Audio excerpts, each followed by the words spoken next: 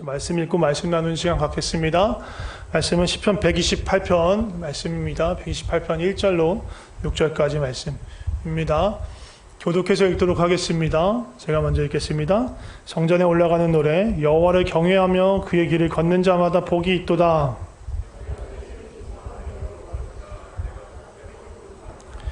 내 집 안방에 있는 내 아내는 결실한 포도나무 같으며 내 식탁에 둘러앉은 자식들은 어린 감람나무 같으리로다. 여호와께서 시온에서 내게 복을 주실지어다. 너는 평생에 예루살렘의 번영을 보며 내 자식의 자식을 볼지어다. 이스라엘의 평강이 있을지로다. 아멘. 예. 그저께가 어린이날이었죠. 5월은 가정의 달이고 교회에서는 5월 첫째 주를 어린이 주일로 지키고 꼭 지키는 건 아니라 어린이 주일로 삼고 그 두 번째 주를 날짜하고 상관없어요. 그래서 사실 내일이 어버이날이니까 어버이날하고 지금 엄청 가깝지만 다음 주가 어버이 주일입니다. 주일을 따지면 어버이 주일로 이렇게 해요. 아무튼 전체를 5월달 하면 뭔가 가정을 돌아보고 가정을 생각하는 그런 날이죠. 그래서 오늘 말씀도 행복한 가정이라는 제목으로 말씀 좀 나누려고 합니다. 어저께 그 금요일날 어린이날 한국에 좀 난리가 났었대요. 왜냐하면 큰 난리는 아니고 어린이날인데 폭우주의보가 이렇게 폭우예보가 떴대요. 어린이날인데 애들이 어떻게 하고 싶으면 나가서 놀고 싶잖아요. 특히 막 놀이동산 서울랜드, 에버랜드 그런 데 가고 싶은데 비 오면 어떻게 돼요? 못 가요. 그래서 어떻게 될게요? 롯데월드가 난리가 났대요. 롯데월드 매직 패스인가 뭔가 해서 이렇게 줄 안 쓰고 빨리 가는 그게 있는데 그 티켓이 그 암표가 붙어가지고 막 엄청나게 비싼 가격에 팔렸다고 하더라고요. 예. 1년에 하루 5월 5일 날만 그렇게 뭔가 아이들하고 논다고 그게 행복한 가정이 될까요? 쉽지 않을 거예요. 또 그런 날 거기 가면 어떤지 아세요? 미어 터져요. 진짜 움직이기도 힘들어. 사람들한테 밟혀 죽일 것 같아. 그런 상황에서 거길 돌아다닌다고 그렇게 막 행복하고 즐겁지 않습니다.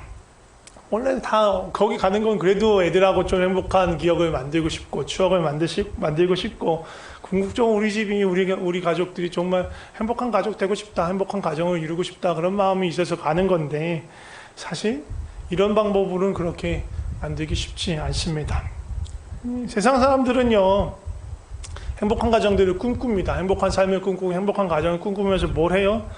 일단 죽어라 돈을 벌어요.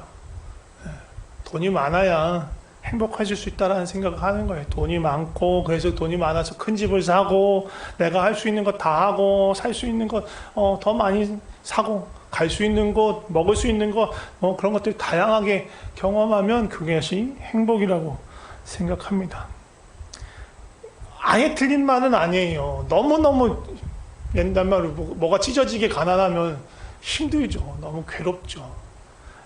물론 그런 상황 속에서도 행복을 누리는 사람들도 있어요. 어떤 주변의 상황이나 어떤 경제적인 환경과 상관없이 행복을 누릴 수 있는 분들도 있지만 일반적으로는 그렇지 않아요. 어느 정도 먹고 사는 것은 해결될 때 그 이후로는 사치고 낭비일 수 있겠지만 최소한의 것들이 보장되어 있을 때 기본적인 행복감을 누릴 수 있는 것이 사실이에요. 그래서 돈을 벌려고 애를 써요. 돈이 쉽게 벌리지가 않죠. 그리고 특히 남보다 더 많이 벌고 싶으면 정말 어려워요. 버는 것도 어렵고 모으는 것도 어려워요. 그래서 조금 더 쉽게 벌고 조금 더 돈을 많이 쉽게 불리고 싶어요. 그래서 뭘 해요? 투자하지 않고 투기해요. 막 우리나라 특히 광풍이 불어요. 비트코인에 광풍이 분다 거기 쫙 물러가고 부동산에 광풍이 분다 쫙 물러가고 영끌이라고 하죠. 영혼이라도 끌어가지고 여기서 저기서 막 이렇게 융자 받아가지고 투자를 해요. 투기를 해요. 투기를 하는 거예요. 도박을 하는 거예요, 사실은. 근데 어마어마한 돈을 걸고 도박을 하는 거예요. 그래서 그게 반토막이 나고 부동산 경기가 좋아서 막 될 때 막 영끌해서 했는데 부동산 거품이 확 꺼지면서 빚더미에 오히려 앉는 경우도 많아져요. 엄청난 손해를 보는 거예요. 뭔가 그런 걸 해서 더 많은 소유와 재산을 얻게 되면 행복할 수 있을 거라고 한 일인데 오히려 절망 가운데 내몰리는 거예요. 또 우리 자녀들에 대해서 어떻게 생각할까요? 어떻게 하면 우리 자녀들이 행복한 삶을 살 수 있게 할 수 있을까? 행복한 삶의 최소한의 보장을 할 수 있을까? 하면서 무슨 고민을 해요? 미래에 어떤 직장이 유망할까? 그런 걸 고민하면서 엄마 아빠가 미리미리 아이들의 진로를 지도하려고 해요. 너 이거 해야 된다. 검사해야 된다. 의사해야 된다. 네, 안타깝게도 지금 우리가 사는 세대는 절대로 미래에 대해서 뭐가 확실한 게 없는 시대를 살고 있어요. 100년 전, 200년 전만 하더라도 예측하기가 쉬웠어요. 10년, 20년, 30년, 아니 100년을 예측하는 것도 쉬웠어요. 왜? 거의 안 변하니까. 그냥 사람만 바뀔 뿐이지 뭐가 바뀌지 않아요. 세상이 바뀌지 않았어요. 네, 20세기 되면서 근대가 들어가고 또 지금 21세기 살아오는 우리는요, 몰라요. 이제 앞에 무슨 일이 생길지 몰라. 너무너무 빨리 변해요.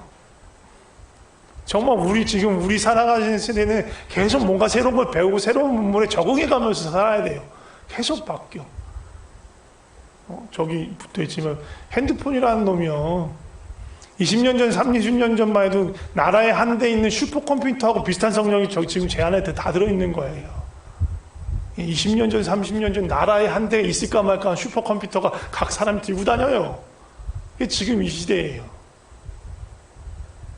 SF 영화에서나 봤을 때 얼굴 보면서 통화하는 그런 걸 지금 우리는 하고 있어요. 20년 전, 30년 전 그거는 공상과학 영화였어요. 공상이었어요. 공상. 지금 우리가 그렇게 살아가고 있어요.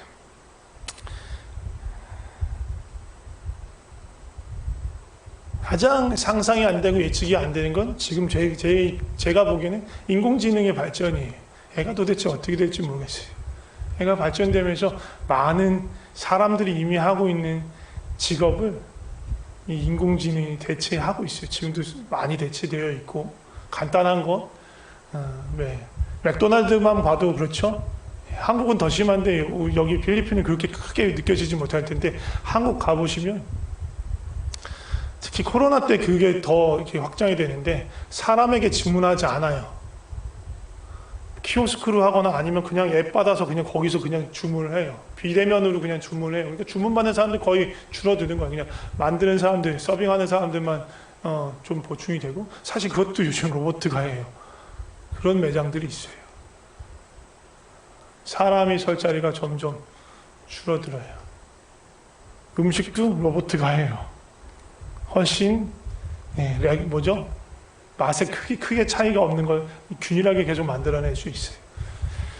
그런 시대에 살아가고 있어요.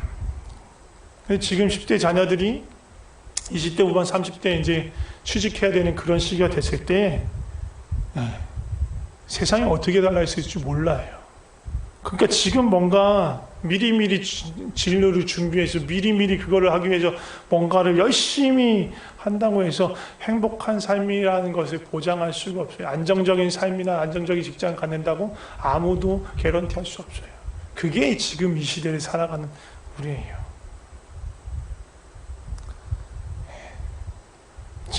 엊그저께 금요일날 집사님들하고 얘기하면서 일본은 초등학교에서 중학교 가는 입시가 엄청 중요하다고 하면서 그걸 막 3, 4년을 준비를 한다고. 그러니까 초등학교 3학년, 4학년 때부터 그거를 준비하는 거예요. 근데 우리나라도 비슷해요. 서울 안에 있는 되게 좋은 대학을 가려면 초등학교 때부터 영재 무슨 교육을 받아야 된대요. 그걸 못하면 못 간대요, 거의. 얼마나 힘들어요. 얼마나 불쌍해. 초등학교 때부터 왜 그러고 나서 그 10년, 20년 뒤에 갔어. 그러고 나서 세상이 바뀌었어. 무슨 소용이야, 그게. 얼마나 불행해. 근데 왜 이런 걱정을, 이런 준비하면서 이렇게라도 해야 돼요? 불안하니까. 이 아이들에게 최소한의 어떤 안정적인 것을 찾아줘야 이 아이들이 행복한 삶을 살 수 있을 것 같으니까 그런 걸 하는 거예요. 근데 이런 것들이 안정감을 줄 수 없어요. 이런 것들이 행복을 줄 수 없어요. 하나님 그렇게 말씀하시지 않아요. 하나님 가르쳐 주시는 진리는 이것들하고 방향이 달라요. 오늘 본문 시편 128편이었는데 그 앞에 시편 127편 1절을 보면 이렇게 말합니다. 1절 말씀 볼까요? 127편 1절 말씀. 없나요? 예, 오케이. 예, 제가 읽어드릴게요. 이게 또 시인데, 예, 시편이죠. 여호와께서 집을 세우지 아니하면 세우는 자의 수고가 헛되며 여호와께서 성을 지키시지 않으면 파수꾼의 깨어 있음이 헛되도다. 예, 여호와께서 집을 세우지 않으면 어떻게 된다고요? 세우는 자의 수고가 헛되다. 행복한 가정을 세우려면 누가 세워야 돼요? 내가 뭔가 애쓰고 세우는 게 아니고 하나님께서 세워 가셔야 행복한 가정, 복된 가정을 이룰 수 있다는 거예요. 그렇지 않으면 그 모든 수고가 다 헛된 거다. 부질없는 것이다. 라고 얘기하는 거예요. 내 열심으로, 내 수고로, 내가 가진 그림으로 아무리 애써고 노력해봐야 내가 가진 가치관으로 좋은 집, 좋은 가정, 좋은 행복한 가정 이런 거야 라고 생각하고 그 가정을 만들려고 해봐야 헛수고란 얘기예요. 행복한 가정 이루기 어렵다는 거예요. 그럼 어떻게 해야 돼요? 하나님께서 세우시도록 해야 돼요. 그래야 복된 가족, 행복한 가정을 이룰 수 있는 거예요. 그럼 어떻게 해야 돼요? 우리 오늘 본문 보겠습니다. 본문 말씀 아까 보셔서 이렇게 기억하실지 모르겠는데 복이라는 말이 엄청 많이 나옵니다. 1절에 보면 걷는 자마다 복이 있고 2절에도 보면 내가 복되고 형통하리라. 그리고 4절에 보면 이같이 복을 얻으리로다. 그리고 5절에도 복이라는 말이 나옵니다. 그러니까 6절밖에 안 되는데 짧은 시에 6절밖에 안 되는 짧은 시인데 거기에 복이라는 말이 4번이나 등장해요. 그리고 1절에서 3절까지 그리고 4절부터 6절까지가 이렇게 두 군데가 이렇게 비슷한 모양으로 나와요. 1절 4절에서 뭐라고 하냐면 공통적으로 여호와를 경외하는 것이 복되다, 복이다. 여호와를 경외하는 자가 복을 얻는다라고 얘기해요. 2절, 3절, 5절, 6절은 그 복을 얻는 그 복을 누리는 복이 무엇인지를 설명합니다. 그리고 그 복은 일단 우선적으로 2, 3절에서는 가정을 향한 복, 그리고 그것이 5, 6절에서는 그것이 확장되어서 공동체적인 복으로 나타나는 거예요. 하나님이 세우시는 가정이 누리는 복에 대해서 설명하고 있어요. 근데 하나님이 우리 가정을 세우시기 위해서 가장 필요한 것이 무엇이냐 하면 1절 그리고 4절에서 반복되는 말 뭐라고 그랬죠? 여호와를 경외하는 것.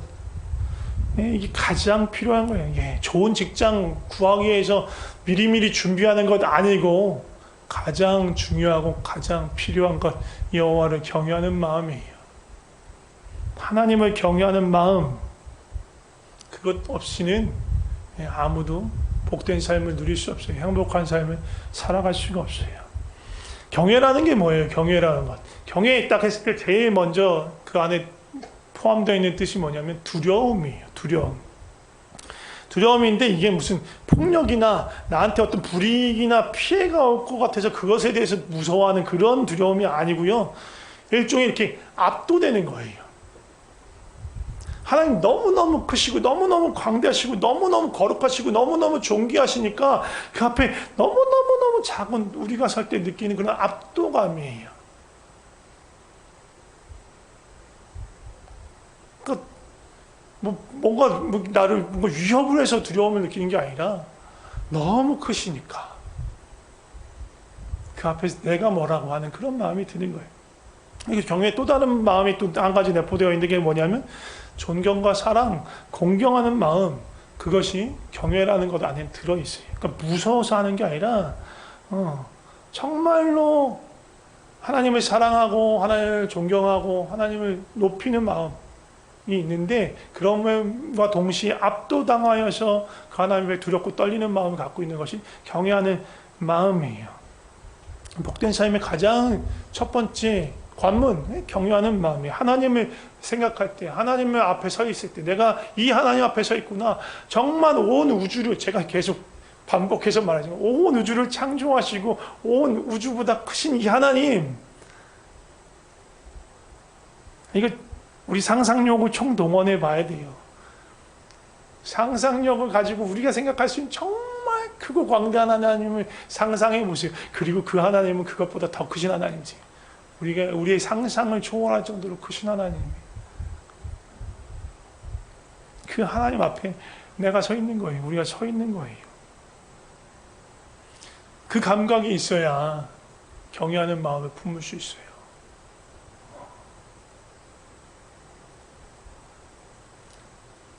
우리 가정이 행복한 가정, 복된 가정이 되기 위한 두 번째 길이자 이 경외하는 마음이 있는 사람에게서 자연스럽게 나타나는 반응이 그게 뭐냐 하면 그의 길을 걷는 거예요. 하나님 여호와를 경외하며 그의 길을 걷는 자. 하나님을 경외할 때 나타나는 자연스러운 반응이 그의 길을 걷는 거예요.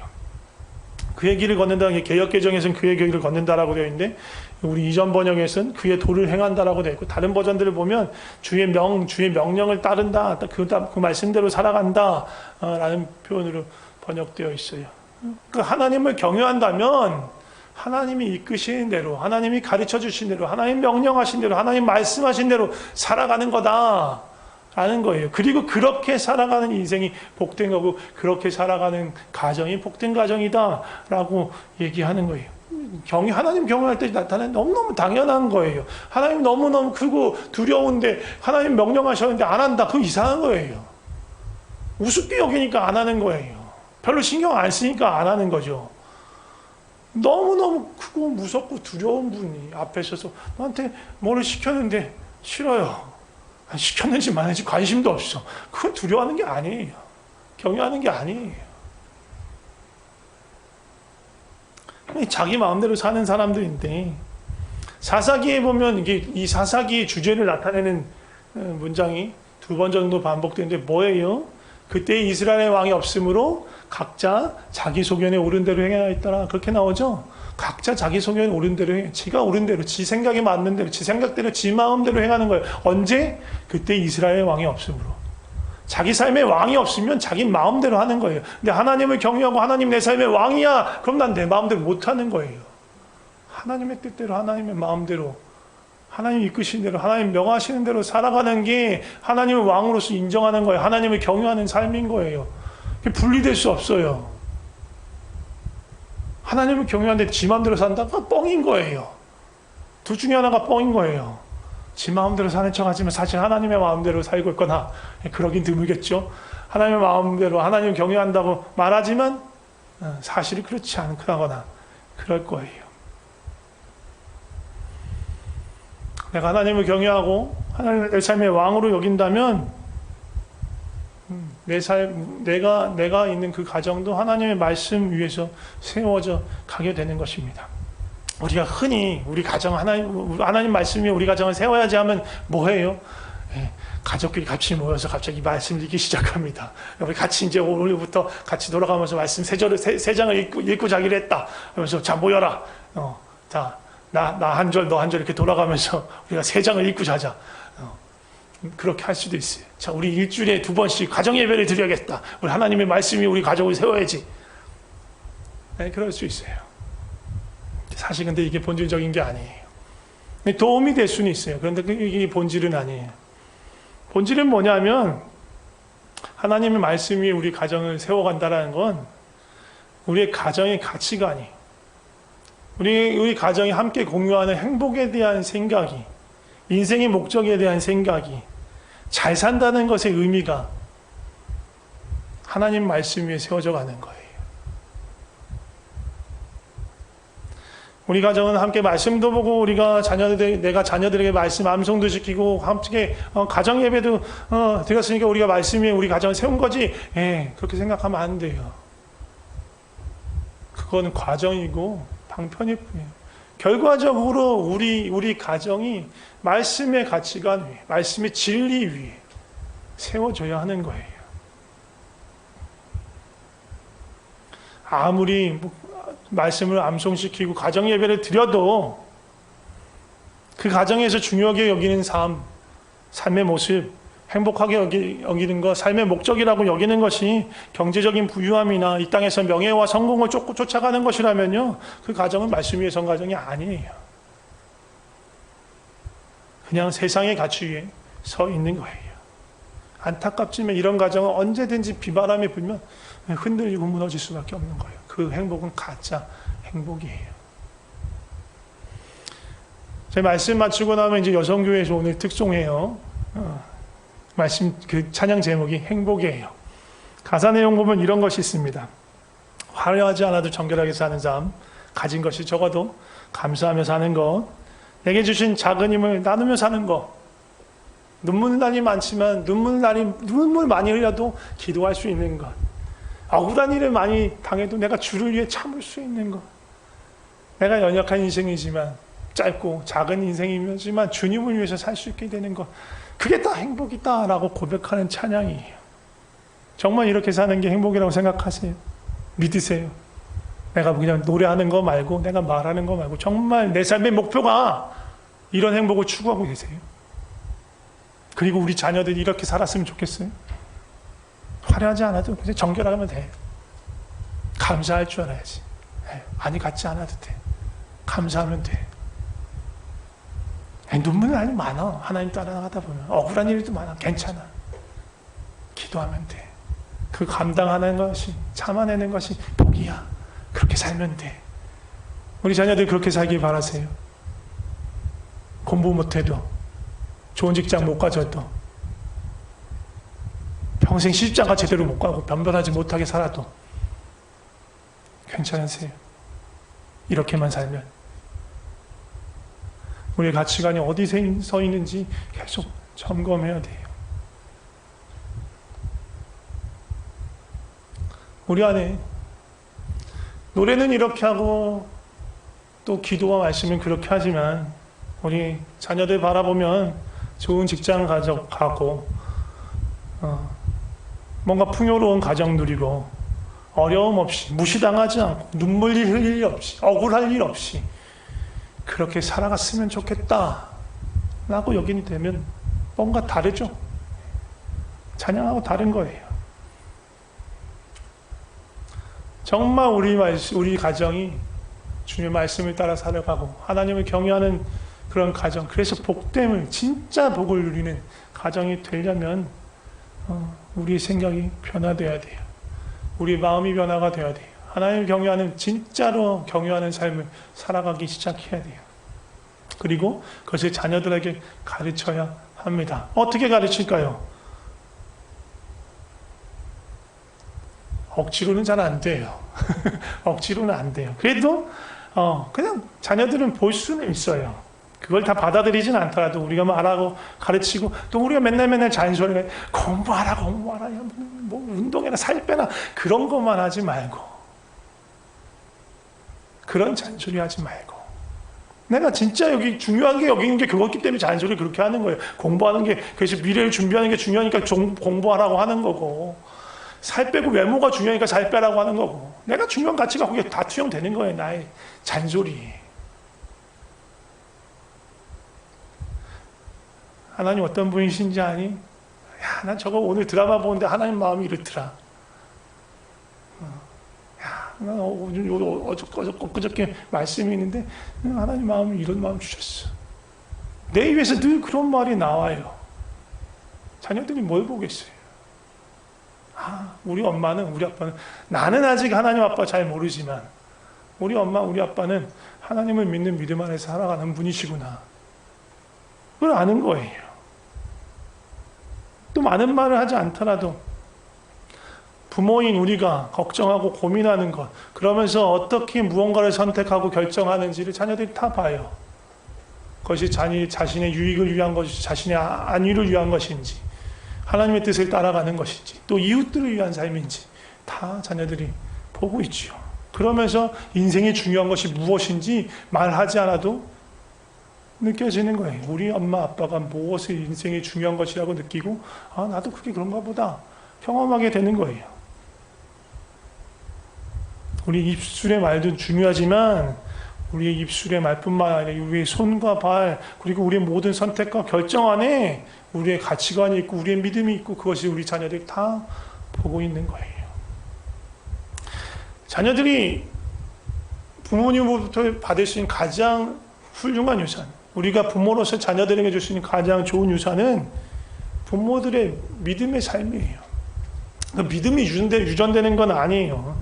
부모들이 아무리 좋은 믿음을 갖고 있다고 저절로 자녀들이 좋은 믿음 갖지 않아요. 우리가 아무리 예수 그리스도를 영접한 사람이라도 자녀들이 자동적으로 예수를 영접하진 않아요. 절대로 그렇지는 않아요. 그건 불가능해요.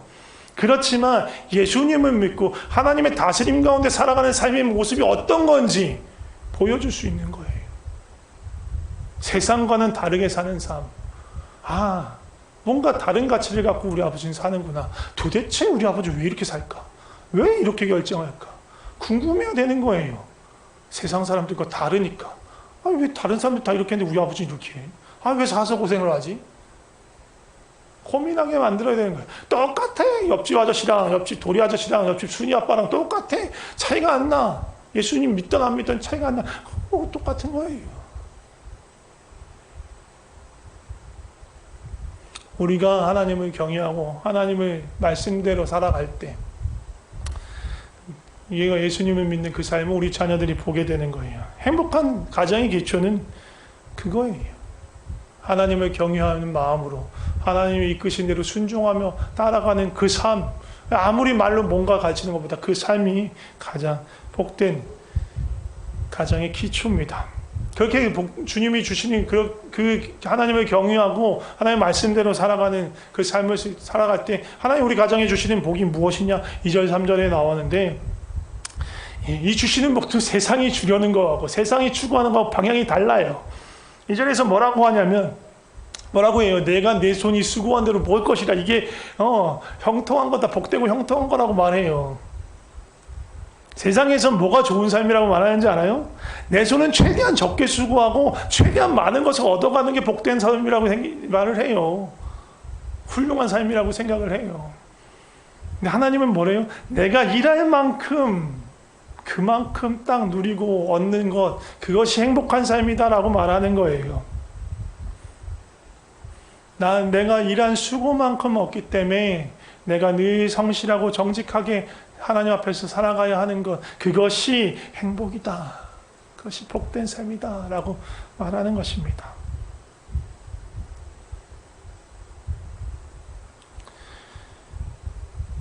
그리고 그 결과로 3절에 뭐라고 말하냐면 두 가지, 가정에 있는 풍성함을 두 가지 비유로 나타나는데 하나는 결실한 포도나무와 하나는 어린 감람나무예요. 아내를 향해서 결실한 포도나무라 불러요. 결실한 포도나무, 결실하다는 건 이게 열매를 맺는다는 거죠. 충분히 자라서 성숙한 열매를 맺는 거예요. 풍성한 열매는 이제 이 당시 시편이 쓰였을 이제 그 고대의 의미로 본다면 자녀를 많이 낳는 거예요. 무성한 포도는 덩쿨에 열매가 하나 낳는 게 아니잖아요. 막 송이에 막 몇십 개씩 달려 있잖아요. 주렁주렁 달려 있잖아요. 그만큼 어떻게 보면 자녀의 복을 많이 누린다라는 걸로 고대에서 쓰였지만 그게 의미가 더 확장되죠. 요한복음 15장에도 포도나무와 그 가지가 나오죠. 예수님께 붙어있는 자 열매를 맺게 되고 그 열매 맺는 가지를 더욱 깨끗하게 해서 더 많은 열매를 맺게 하시는 것이 아버지의 마음. 그 열매는 거기서 열매는 자녀가 아니죠. 예수님으로 인해서 생명의 열매가 맺혀지는 것, 성령의 열매가 맺혀지는 거예요. 사이화평, 오래 참음, 자양충, 온유절제. 성령의 9가지 열매. 사랑, 희락, 평화. 뭐예요? 그 다음에 사이화평, 화평, 오래 참음, 자양충, 자비, 양성, 충성, 온유절제. 9가지 열매예요. 그 열매 말고 궁극적으로 예수님을 닮아가는 그런 열매가 우리 삶에 맺히는 거예요. 그리고 자녀들은 어린 감람나무라고 말해요. 어리다는 건 뭐예요? 아직 자라지 않았다는 거죠. 하지만 많은 가능성을 지니고 있는 거예요. 감람나무는요, 정말 귀한 나무예요. 감람나무 열매 자체를 뭐 이렇게 과육으로 또 말려서도 먹고 이렇게 식용으로 쓰지만 감람나무를 짜서 기름을 만들잖아요. 그 기름은 유용하게 쓰여요. 유로용으로도 쓰이고 가장 중요한 관유, 성전에서 쓰이는 기름을 만드는 가장 주된 재료가 감람유예요. 감람유 베이스에다 이것저것을 섞어 넣는 거예요. 하나님 앞에서 거룩하게 쓰일 수 있는 수많은 가능성. 기름을 짜려면 그 인생이 뭐 밟아지고 비틀어지겠지만 그 삶이 녹아져서 사람을 유롭게 하는 수많은 것들을 만들어낼 수 있는 감람나무인 거예요. 우리 자녀들 보면요, 아직 몰라요. 뭐가 될지. 저놈들이 커서 뭐가 될지 아무도 몰라. 커서 뭐가 되고 싶니 니네? 엄마요, 아빠요, 어른이요. 네. 아무도 몰라요. 뭐가 될지 몰라요. 가능성이 무궁무진해요. 뭐든 될 수 있어요. 근데 우리가 부모로 이렇게 자녀들을 보지만 그 가능성들을 잘 캐치하기가 쉽지 않아요. 본인들도 잘 몰라. 뭘 해야 될지 잘 모르는 경우가 너무 많아요. 저도 잘 몰랐어요. 막연히 좋아하는 건 있었지만 30대가 거의 다 다다르도록 이 길이 맞나, 어떻게 살아가야 되는데 그 고민을 계속하고 살았던 것 같아요. 우리 부모님들이 옆에서 세심하게 지켜봐야 돼요. 그리고 많은 대화를 나눠야 합니다. 그리고 길을 찾을 수 있도록 도와줘야 돼요. 근데 길을 내가 제시하는 게 아니에요. 그 길을 끌고 가는 게 아니에요. 스스로 하나님 앞에서 길을 찾을 수 있도록 도와줘야 해요. 제가 이번에 세례학교 교육할 때도 아이들한테도 나누고 제가 몇 번 나눴었던 것 같은데, 이스라엘에서는요, 공교육 의무교육 12년을 마치고 나면 대학교를 바로 진학하지 않아요. 대학교 진학하는 시기가 대단히 늦습니다. 적어도 한 3년, 2년에서 3년 이후에 대학을 가요. 고등학교 졸업하면 가장 먼저 뭘 하냐면, 보통의 이스라엘 학생들이 뭐냐면 군대 가요. 예, 징집돼요. 남녀 구별이 없어요. 예, 다 군복무를 해야 돼요. 군복무를 하고 마치고 나면 대학을 바로 가냐? 안 가요. 갭 이어를 가지면서 다른 나라들을 방문해요. 남미나 아시아 쪽을 많이 방문한다고 해요. 다른 나라들의 상황을 보는 거예요. 군대에 있으면서 우리나라가 처한 어떤 국방적인 군사적인 상황을 보고, 또 다른 나라들을 경험하면서 다른 나라의 문화나 또 여러 가지 다양한 것들을 경험하는 거예요. 세상에 어떤 사람들이 살아가는지, 어떤 가치관을 갖고 살아가는 사람들이 있는지를 보는 거예요. 이상하다 생각하는 것도 있고, 이건 너무너무 좋고 귀하다 보는 것도 여러 개 이제 자기 한계를 뛰어넘는 거예요. 자기가 갖고 있는 어떤 문화의 벽을 넘어가는 거예요.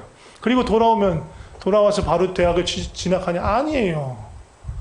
이번에는 NGO 같은 데 가요. 봉사단체에 가는 거예요. 그래서 정말 어렵고 힘든 이웃들을 돌아봐요. 그 현장에 가요. 그 삶에 부딪혀요. 내 주위에 이렇게 힘든 이웃들이 있었구나. 이렇게 어렵고 고통 가운데 있는 이웃들이 있었구나. 그걸 봐요. 그리고 나서 고민하는 거예요.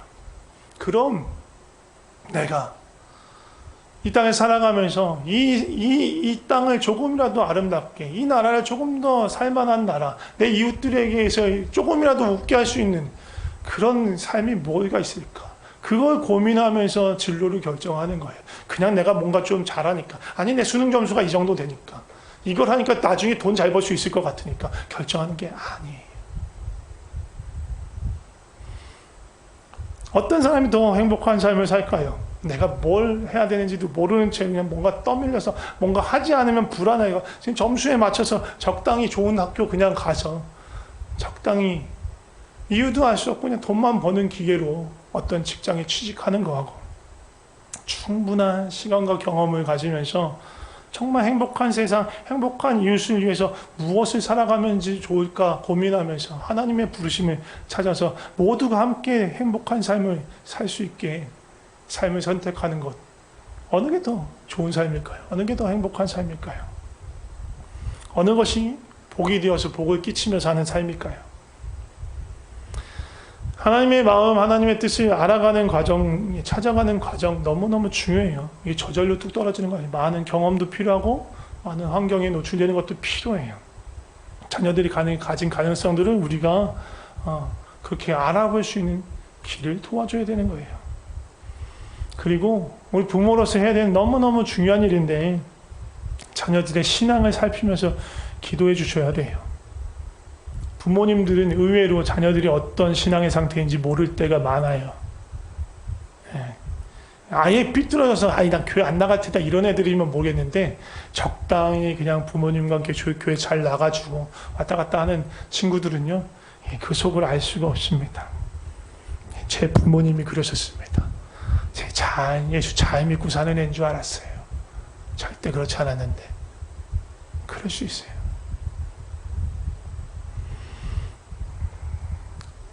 뒷부분 얘기도 나누고 싶지만 너무 길어진 것 같아서 오늘 말씀 여기서 줄이고 좀 함께 기도하고 싶습니다. 두 가지 기도하고 싶은데요. 첫 번째는요, 각자 가정을 위해서 기도했으면 좋겠습니다. 정말 복된 가정 되게 해달라고. 세상이 말하는 행복한 가정, 성공한 가정 아니고 진심으로 하나님이 이끄시는 그 복된 가정, 하나님 우리에게 예비하신 행복한 가정 되게 해달라고 기도했으면 좋겠습니다. 같이 기도하겠습니다. 하나님, 우리 가정이 행복한 가정 되게 하여 주시옵소서. 복된 가정 되게 하여 주시옵소서. 세상과 다른 이 땅만 바라보고 이 땅에서 뭔가 얻으려고 아둥바둥하면서 살아가는 가정이 아니라 하나님 계속해서 하나님의 뜻을 구하고 하나님의 소망을 바라보며 하나님 아버지께서, 우리 하늘 아버지께서 우리를 공급하시고 채우시는 것을 경험하며 하나님과 더불어 하나님의 그 놀라우심을 경험하며 세상을 복되게 하고 우리 이웃을 행복하게 하고 나로 인해서 우리 가정을 위해서 내가 살고 있는 조금이라도 나은 세상에서 이렇게 살아가는 그런 가정 되게 하여 주시면서 뭔가 더 많이 벌지 않아도, 더 많은 걸 갖지 않아도, 더 많은 걸 먹어보고, 더 많은 걸 누려보고, 더 많은 것을 구경하지 않더라도 하나님을 위해서 행복하게, 하나님을 위해서 기뻐할 수 있는 그런 가정 되게 하여 주시옵소서. 우리의 양떼가 없고 양간에 송아지가 없고 포도소 수렵고 아무것도 없어도 하나님만을 위해서 기뻐하고 즐거워할 수 있는 가정,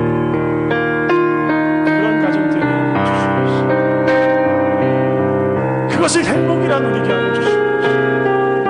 헛된 것 엉뚱한 것 찾지 않고 진리 안에서 우리가 그 행복을 누리게 하여 주시옵소서.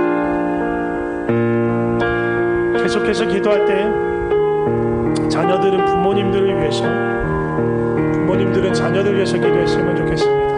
우리 부모님이, 우리 아이들이 정말 진리 위해서 살아가게 하여 주시옵소서. 적당히 살아가는 건 아니고 하나님을 경외하는 마음으로 자기 소견에 옳은 대로 살아가는 것이 아니라 왕 대신 하나님을 따라서 그 말씀대로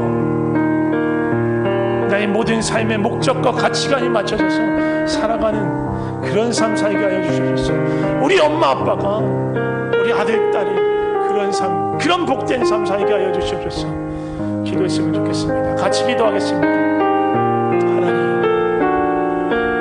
세상이 우리를 이끄는 대로 살아가는 것 아니고 우리의 주인, 우리 생명의 주인, 크고 강대하신 온 우주보다 크신 그 하나님, 우리 아버지 되셔서 우리를 이끄시는 그 삶을 살아가는 소망, 우리 자녀들이 그렇게 살아가게 하여 주시옵소서.